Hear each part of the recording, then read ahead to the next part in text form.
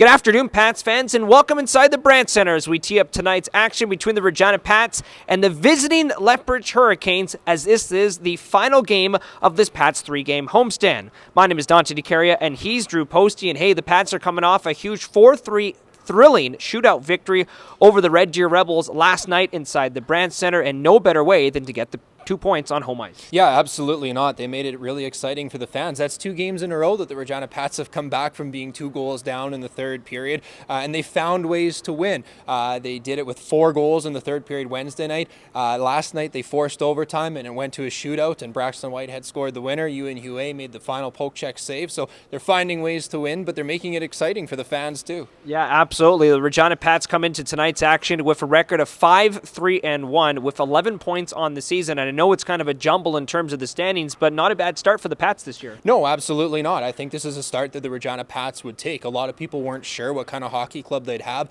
losing arguably their 3 best players. Obviously, one of them was for sure their best player in Connor Bedard. So you didn't know what you were going to get with the Regina Pats. But, they're really gelling well. We've seen a lot of different line combinations, but the camaraderie's really been there and the chemistry's been there. And it's just been a lot of really all-together group wins so far. And Drew, Tanner Howe had a huge game last night for the Regina Pats in that victory with 2 goals and an assist, and we could talk about him for days, but maybe some unsung heroes for the Pats. Yeah, I think Cole Temple was one last night. Like I mentioned in the post-game show, he took a hit from the biggest player in the league. He's 16. He came back and he played like nothing had happened. That's something that the guys would love to see on the bench.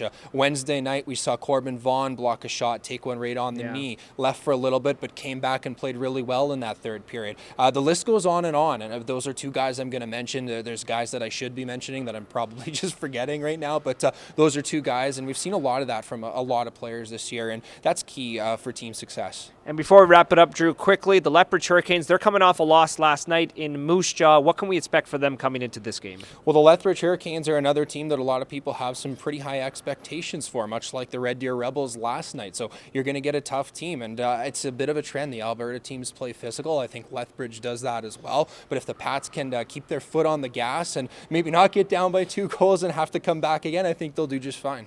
All right, good stuff, Drew. That's all you need to know for tonight's action between the Regina Pats and the visiting Lethbridge Hurricanes. After tonight's contest, there will be yet another autograph alley, so make sure to come to the Brandt Center and stay after the game for that. Doors open at 6, puck drops at 7 o'clock. Make sure to get those tickets online at reginapats.com. We'll see you tonight.